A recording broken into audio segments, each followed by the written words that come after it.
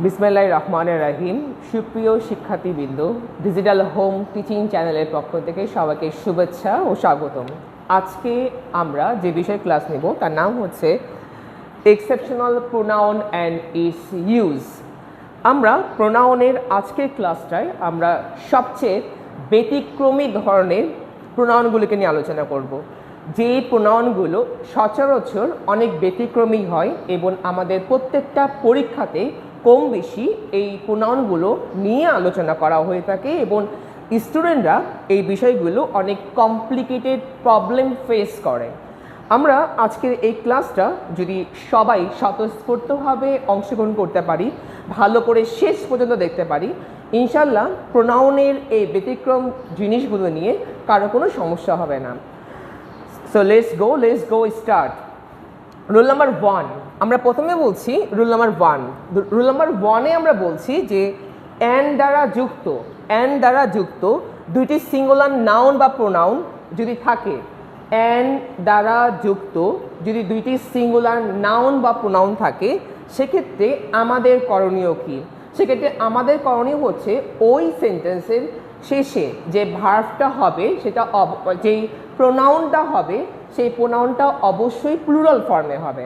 আমি আবারও বলছি, অ্যান দ্বারা যুক্ত দুটি নাউন বা প্রোনাউন যদি থাকে, সেক্ষেত্রে আমাদের করণীয় কী? আমাদের করণীয় হচ্ছে ওই সেন্টেন্সের শেষে যে প্রোনাউন থাকবে সেই প্রোনাউনটা অবশ্যই প্লুরাল থাকবে। আমরা একটা এক্সাম্পল দেখলেই বুঝতে পারবো। বলা হচ্ছে Adra and আন্নুর went to his there class teacher. খেয়াল করে দেখো, এই সেন্টেন্সের মধ্যে আদ্রা হচ্ছে একটা নাউন, আন্নুর হচ্ছে আর একটা নাউন। আমরা বলছি দুইটা সিঙ্গুলার নাউন, তা আমি আদ্রা পেয়ে গেছি, আন্নুর পেয়ে গেছি, দুইটা সিঙ্গুলার নাউন পেয়ে গেছি এবং মাঝখানে অ্যান্ডও পেয়ে গেছি। আমরা বলেছিলাম যে অ্যান্ড দ্বারা যুক্ত দুইটা সিঙ্গুলার নাউন, আমাদের রুলস ঠিক আছে। তাহলে কি বলছে এরপরে? বলছি পরবর্তী প্রোনাউনটা প্লুরাল ফর্মে হবে। তাহলে এখানে কয়জন? দুইজন দেওয়া আছে। তাহলে কি যদি দেওয়া থেকে অপশনে হিজ আর একটা যদি থাকে ডিয়ার, তাহলে আমরা কি অ্যান্সার করব? আমরা জানি পরবর্তী প্রোনাউনটা প্লুরাল হয়, সেক্ষেত্রে অ্যান্সারটা হবে দেয়ার। এই হলো রুল নাম্বার 1। রুল নাম্বার 2তে আসি।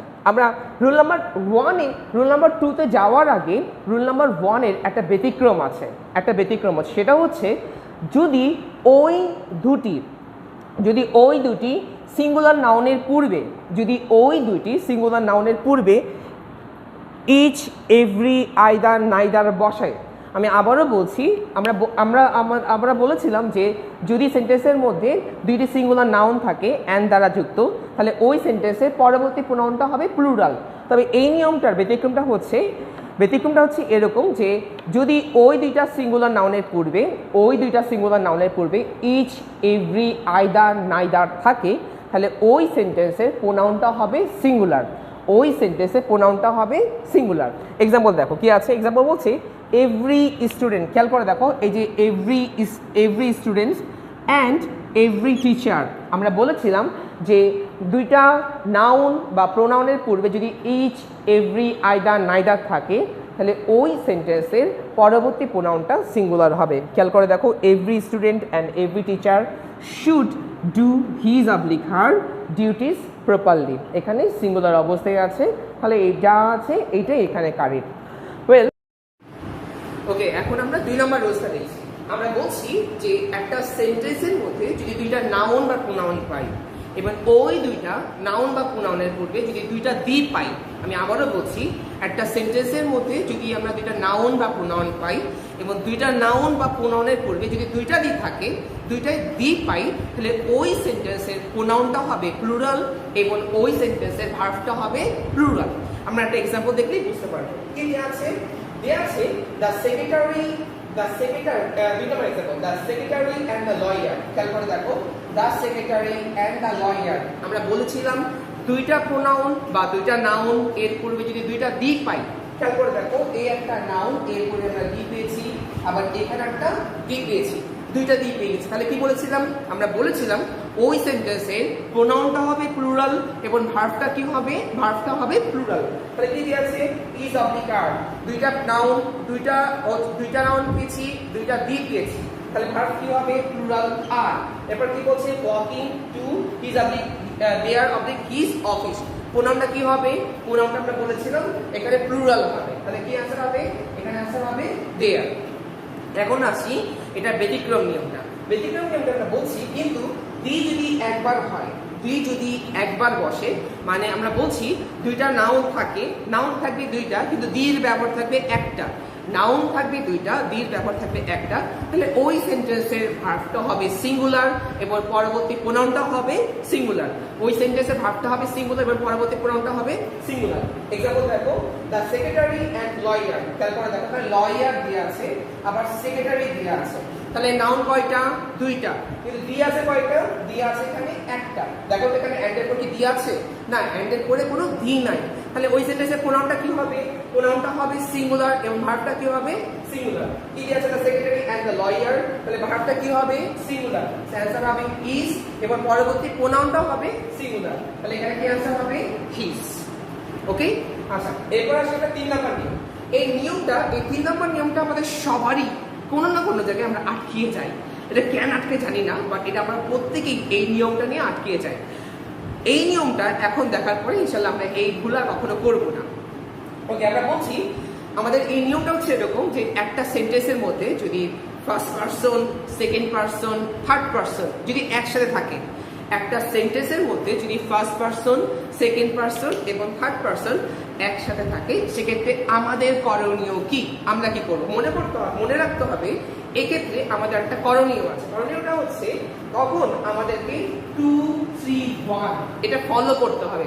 আচ্ছা 2, 3, 1 মানে কি, 2, 3, 1 মানে হচ্ছে মানে সেকেন্ড 2 মানে হচ্ছে সেকেন্ড পারসন, 3 মানে হচ্ছে থার্ড পারসন, 1 মানে হচ্ছে ফার্স্ট পারসন। তাহলে নিয়মটা কি দাঁড়াচ্ছে, নিয়মটা এই দাঁড়াচ্ছে একটা সেন্টেন্সের মধ্যে যদি ফার্স্ট পারসন, সেকেন্ড পারসন এবং থার্ড পারসন একসাথে থাকে, সেক্ষেত্রে আমাদের কি করতে হবে, আমাদের করতে হবে প্রথমে করতে হবে সেকেন্ড পারসন, এরপর হলো থার্ড পারসন, এরপর হচ্ছে ফার্স্ট পারসন।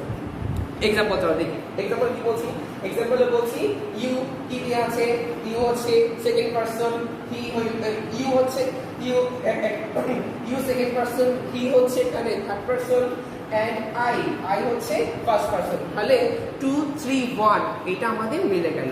তাহলে কি আছে you, he and I wait there. Okay, আচ্ছা এখন এই নিয়মটারই আবার একটা ব্যতিক্রম আছে। ব্যতিক্রমটা হচ্ছে যদি এই একটা সেন্টেন্সের মধ্যে তিনটাই থাকে, first person, second person, third person থাকে, সেক্ষেত্রে এটার আবার একটা ব্যতিক্রম হচ্ছে। ব্যতিক্রমটা হচ্ছে যদি কেউ কোনো দোষ স্বীকার করে থাকে, কেউ যদি দোষ স্বীকার করে থাকে, সেক্ষেত্রে এইটা একটা ব্যতিক্রম আছে। ব্যতিক্রমটা কি বলছি, ব্যতিক্রমটা হচ্ছে যে 1, 2, 3 হবে, সেক্ষেত্রে এই অর্ডারটা ফলো করবে। সেক্ষেত্রে অর্ডার ফলো করবে হচ্ছে 1, 2, 3। 1 মানে কি, 1 মানে হচ্ছে ফার্স্ট পারসন, 2 মানে সেকেন্ড পারসন, 3 মানে হচ্ছে থার্ড পারসন। তাহলে এই নিয়মটা ফলো করতে হবে এবং ওই সেন্টেন্সে যে ভার্ব হবে সেই ভার্বটা হবে হচ্ছে প্লুরাল ফর্মে। এক্সাম্পল দেখো, এক্সাম্পল কি আছে আই, ইউ এন্ড হি। দেখো আই, ইউ এন্ড হি তিনটাই আছে এবং আর ড্যাশ ব্লেম মানে দোষ করছে, ব্লেম মানে দোষ করা। সো এখানে কি দেয়া আছে, তিনটাই দেয়া আছে। তাহলে দেখো ভার্ব কি দেয়া আছে, ভার্বটা আছে প্লুরাল ফর্মে দেয়া। ওকে, এখন আমরা মানে এর পরবর্তী রুলসটা দেখছি। এই রুল নাম্বার 4 আমরা দেখতে যাচ্ছি যে এইটার ব্যতিক্রমগুলো কি কি আছে। রুল নাম্বার 4টা আমাদের প্রত্যেকটা ইউনিভার্সিটি পরীক্ষায়, পিএসসি পরীক্ষায়, আমাদের বিসিএস পরীক্ষায় এবং অন্যান্য পরীক্ষাগুলোতে অনেক বেশি এই রুলসগুলো আসে।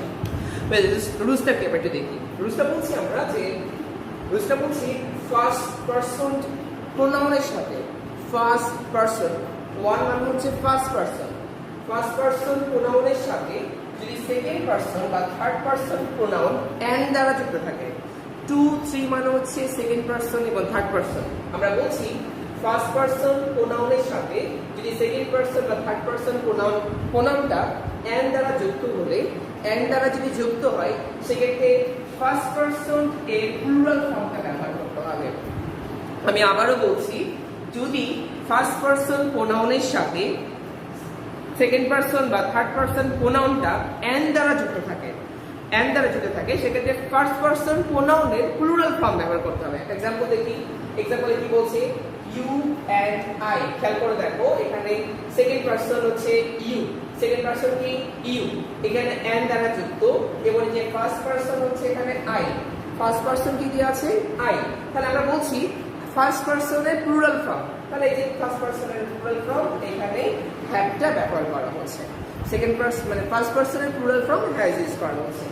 এবং এই রুলসের একটা ব্যতিক্রম আছে, ব্যতিক্রমটা হচ্ছে সেকেন্ড পারসন, থার্ড পারসন বা সেকেন্ড পারসন অ্যান্ড দ্বারা যুক্ত হলে, যদি এখানে থার্ড পারসন বা সেকেন্ড পারসনটা অ্যান্ড দ্বারা যুক্ত হয়, আমি আবারও বলছি, যদি থার্ড পারসন বা সেকেন্ড পারসন অ্যান্ড দ্বারা যুক্ত হয় সেই ক্ষেত্রে সেকেন্ড পারসন এর প্লুরাল পসেসিভ ফর্ম ব্যবহার করা হয়, সেকেন্ড পারসনের প্লুরাল পসেসিভ ফর্ম ব্যবহার করা হয়।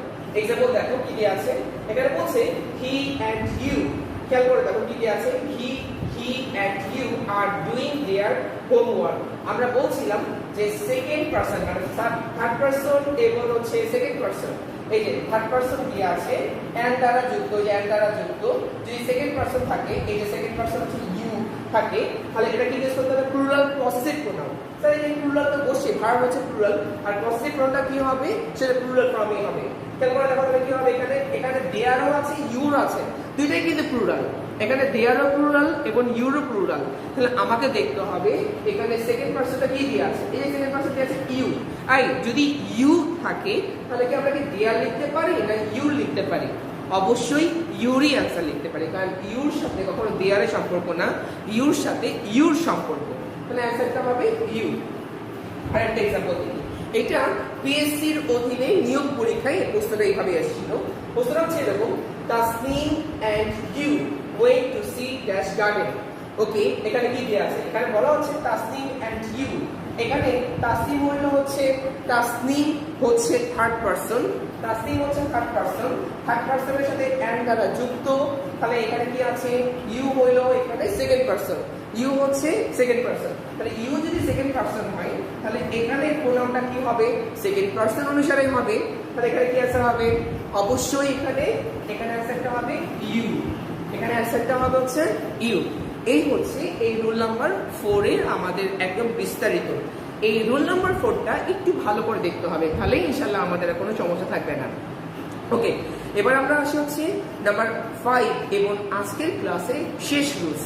এখানে আমরা নাম্বার 5 বলছি, আমরা হচ্ছে যদি একটা সেন্টেন্সের মধ্যে কালেকটিভ নাউন থাকে, কালেকটিভ নাউন কারা কারা আমরা জানি, কালেকটিভ নাউন হচ্ছে আর্মি, টিম, পুলিশ, পাবলিক, জুরি, হ্যাঁ এরাও আরো অনেক আছে, আরো অনেক কালেকটিভ নাউন আছে। তো এই কালেকটিভ নাউনগুলো যদি একটা সেন্টেন্সের মধ্যে থাকে, সেক্ষেত্রে আমাদের করণীয় কি, সেক্ষেত্রে আমাদের দুইটা জিনিস মনে রাখতে হবে, নাম্বার 1 হচ্ছে এই কালেকটিভ নাউন দিয়ে যদি একই মত প্রকাশ করে তাহলে ওই সেন্টেন্সের প্রোনাউনটা হবে হচ্ছে সিঙ্গুলার এবং ভার্বটাও সাধারণত সিঙ্গুলার হয়। তবে কালেকটিভ নাউন দিয়ে যদি ভিন্ন ভিন্ন মত প্রকাশ করে, তাহলে ওই সেন্টেন্সে ভার্বটা হবে প্লুরাল এবং প্রোনাউনটাও হবে প্লুরাল।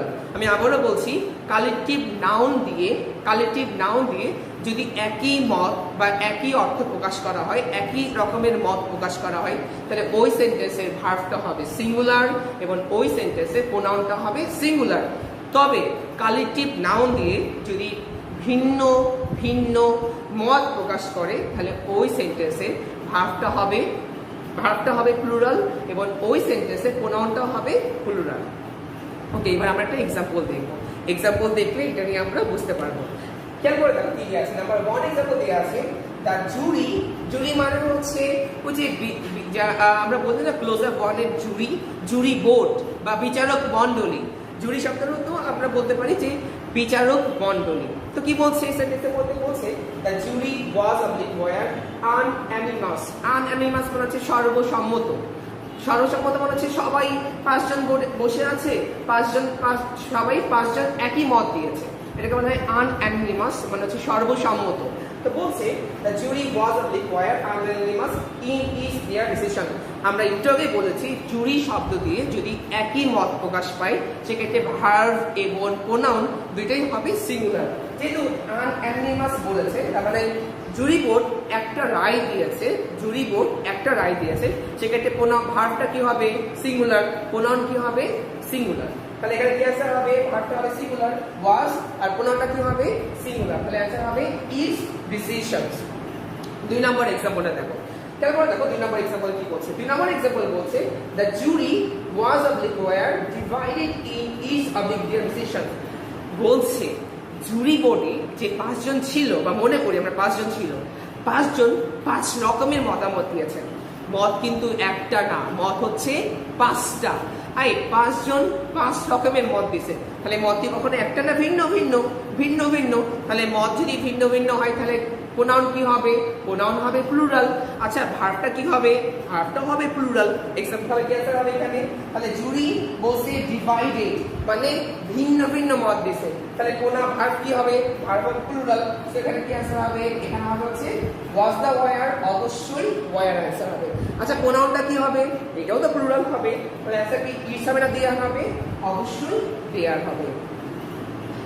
সুপ্রিয় শিক্ষার্থীবৃন্দ, আমার এই ক্লাসটা যদি ভালো করে তোমরা শুরু থেকে শেষ পর্যন্ত বুঝতে পারো ইনশাল্লাহ আর কখনোই এই এক্সেপশনাল প্রোনাউন নিয়ে আর কোনো সমস্যা থাকবে না। আশা করি আমার ক্লাসটা ভালো করে বুঝতে পেরেছো। পরবর্তী ডিজিটাল হোম টিচিং চ্যানেলের সাথে যুক্ত থাকার জন্য আমি মোহাম্মদ ফেরদৌসুল আমিন তোমাদেরকে আবারও ধন্যবাদ জানাচ্ছি আমার ক্লাসটার সাথে যুক্ত থাকার কারণে। সবাইকে আমার ধন্যবাদ জানাচ্ছি। আসসালামু আলাইকুম, শুভেচ্ছা নিয়েও ভালো থাকো। আল্লাহ।